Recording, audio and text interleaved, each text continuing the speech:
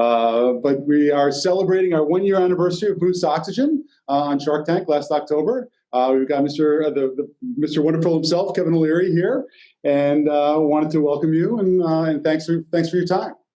Well, it's been a fantastic experience, and I think you guys exemplify what's amazing about Shark Tank. I mean, took the opportunity by the horns and used the platform to grow the business, help reduce customer acquisition costs. I mean, that's really what Shark Tank is all about, is helping entrepreneurs exactly like you build a business. And then, of course, we went through this crazy pandemic period where oxygen became paramount. I mean, it's been on the mind of every single consumer now for 6 months. And of course, what's the solution? Well, it's what I do every day. It's Boost. I don't forget it every morning.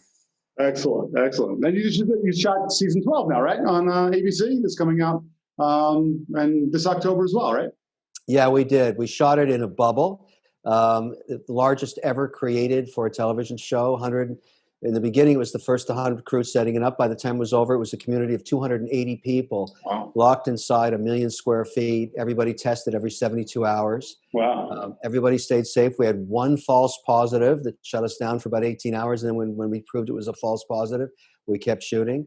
And that includes the 100+ people that came in to pitch their deals. They were locked up in quarantine for 11 days at a time. So it was a really interesting experience. I wouldn't want to keep doing it that way because you go a little crazy being locked in your room for 6 weeks, basically. But we did it. And I think it's already #1 in reruns on Friday nights. I can't imagine what's going to happen when it's new programming.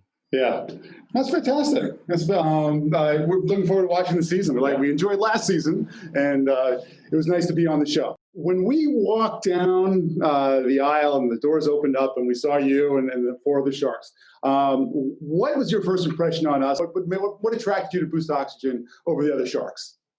Well, it reminded me of trying to sell ice in the Arctic. That's what I originally, that's what I originally thought. But as the pitch went on, and this is the thing about Shark Tank, I don't know what's coming through those doors. You know that. Nobody does. And it's the discovery that makes great television. But it started to make more and more sense when I started hearing you speak of, high altitude cities and performance for athletes. And then it started to have meat on the bone. And I started to listen, because if this had been a concept with no sales and no distribution strategy and no marketing already set up, I would have never invested in it. But it became better. The best presentations get better as time goes on, not the other way around. Okay, yeah. And that's what happened with Boost. The presentation got better and better, and I said, this thing makes a lot of sense. And the way you guys had dealt with the fact that you can't air ship it, and you've been working very hard to get your shipping costs by ground down, that made a lot of sense. But it's the fundamental demand from people that try this product and then use it over and over again, as I do. It just becomes part of your lifestyle. And who doesn't want oxygen? I mean, it's the essence of life. Right. We don't have the cash flow as well, right? As you said on the show. So, Mike.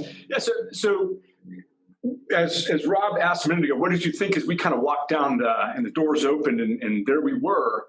What advice would you have for an entrepreneur in kind of the changed environment that COVID's created for business? I mean, we have obviously, gone through a lot of changes we didn't anticipate in 2020, as so many other businesses have. What kind of advice would you have for an entrepreneur who wants to start a business and pitch to you on Shark Tank with what's been going on in the kind of the COVID crisis and the wonderful world of 2020? So you guys are sort of a living example of what you have to do to survive. Most of my companies, over 50 of them, had 50% of their revenues coming from retail distribution, which basically got shut down in March.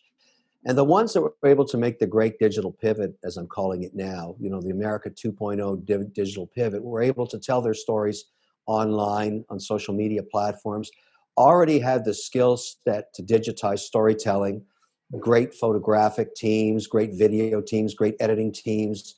Those are the ones that were able to all of a sudden rely on their own ability to sell direct to consumers or much stronger online presence. They have thrived. They have replaced, a significant portion of their retail sales, which were 50% gross margin businesses at best, with direct to consumer. We're close to 100 cents on the dollar is there. And so, if they only replaced half their retail revenue at 100 cents on the dollar, they're agnostic to free cash flow. And that's exactly what's happened to about 75% of them. The other 25% that are involved in the restaurant industry, the entertainment industry, the wedding industry, the travel, cruise ship support, they're not having an easier time of it because their customers have basically changed purchase behavior, and maybe permanently, we don't know. But it's companies that have essential products like Boost that were able to go online, and you guys already had the skill set to make great videos, and I'm happy and proud to be part of helping you do that. But if you can't tell your story and you can't do it online, you're screwed.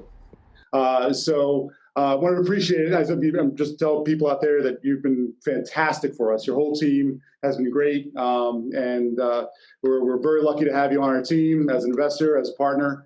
And I know you're a busy guy, but I really appreciate all you've done for us.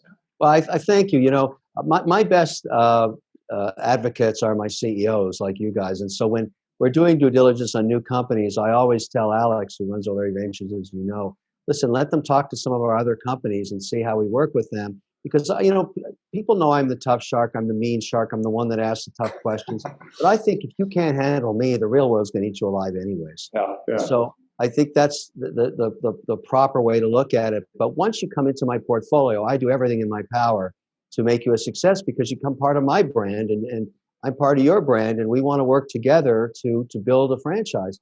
And certainly you're one of the more successful ones. You've successfully made the digital pivot. It's obvious in what's going on in terms of revenue. This year, probably, by the end of this year, we're going to start doing some Zooms with our companies so that the ones that have been successful through the pandemic can share some strategies with the ones that haven't.